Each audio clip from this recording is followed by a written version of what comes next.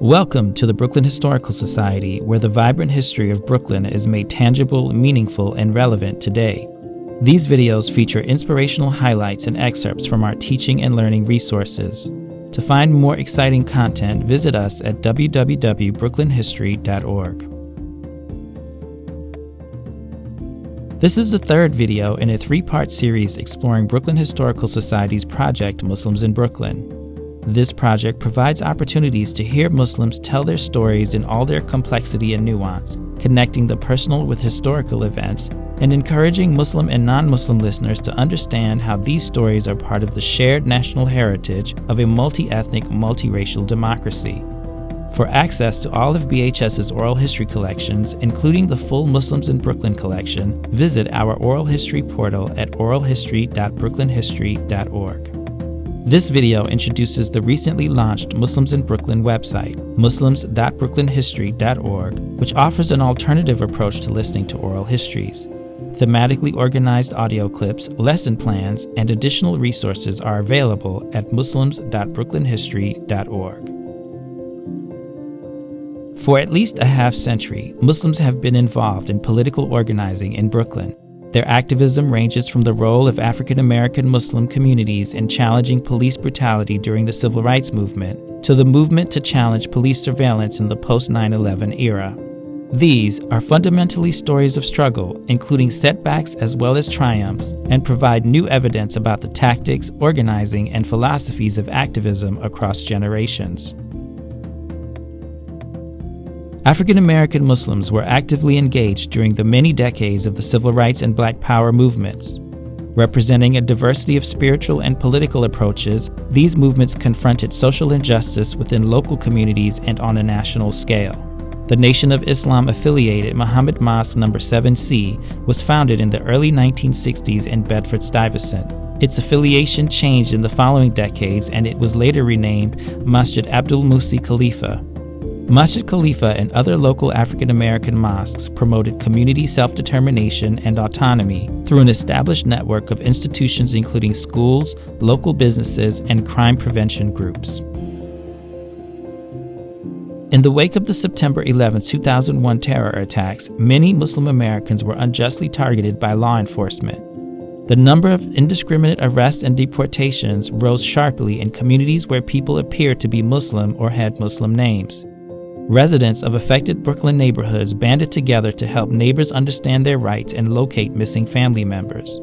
These informal networks led to the creation of social service and advocacy organizations, including the Arab American Association of New York, the Council of People's Organization, and the Bangladeshi American Community Development and Youth Services. Community leaders worked hard to reclaim public narratives about Muslim Americans and increase positive, visible celebrations of faith and culture. In 2005, the first iftar dinner hosted by a borough president took place in Brooklyn. In the past several years, politicians and media figures have stoked xenophobic fears about Muslims, resulting in continued harassment, stereotyping, and unjust profiling. Yet robust networks and institutions built over decades of organizing have allowed Muslim Brooklynites to understand their rights and effect change.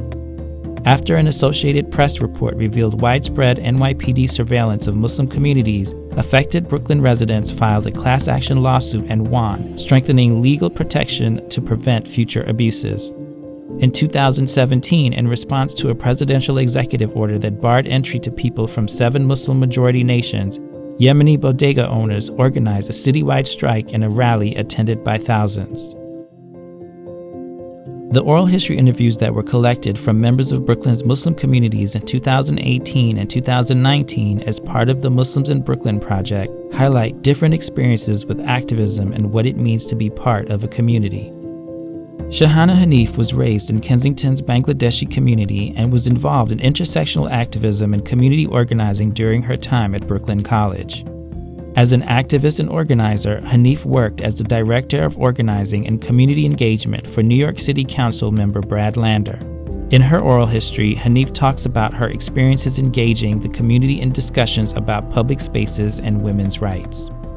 And for me, that was a huge learning curve because I was like, wow, the organizing I'm interested in takes into consideration that a person in the room might be a harasser, but also is impacted by immigration or is also impacted by child abuse.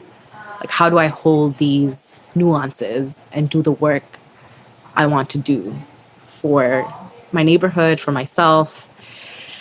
And so I felt really committed to staying in Kensington, despite all of these sort of like contradictions of like not belonging, feeling like I didn't belong.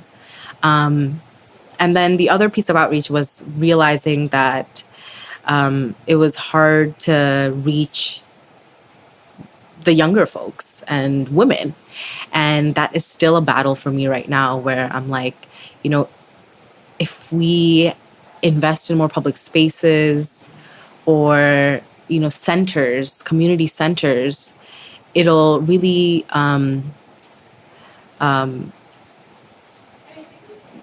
break the status quo.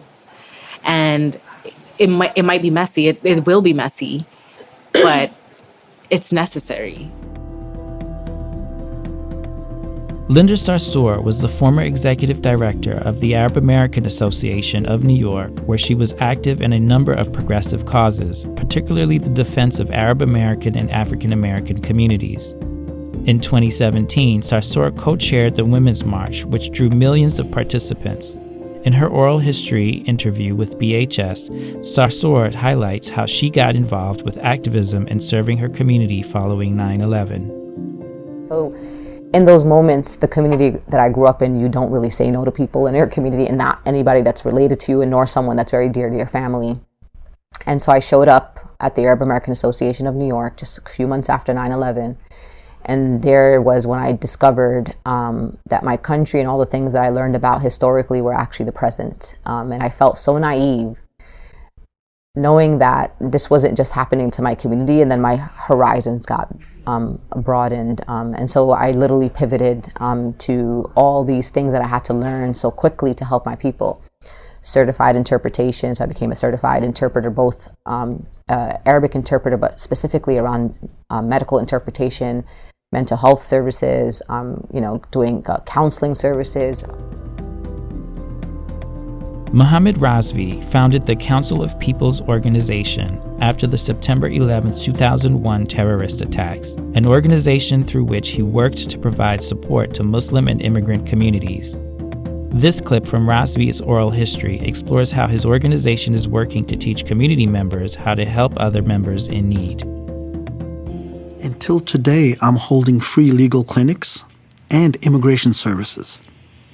As I was learning, I started to implement those programs. And now, if a person is arrested, I need to only make one phone call to find out where he is, if that agency has them, and provide them with assistance. This is what I learned, this is what I do now. But I'm also teaching it to others. I'm making sure that other community members also are aware that I'm not the only one. The most important thing that we can do is teach others so they can help others. As a result of the continued efforts of social justice activists from here in Brooklyn and across the country, a number of landmark acts of legislation were passed dealing with immigration, civil rights, and voting rights. Citizen-led campaigns have brought about more local change too, including recognition of Muslim Eid holidays by New York City public schools. These community organizations and leaders have worked hard to reclaim public narratives about Muslim Americans. Muslim communities continue to be a vibrant and important part of life in Brooklyn and the United States.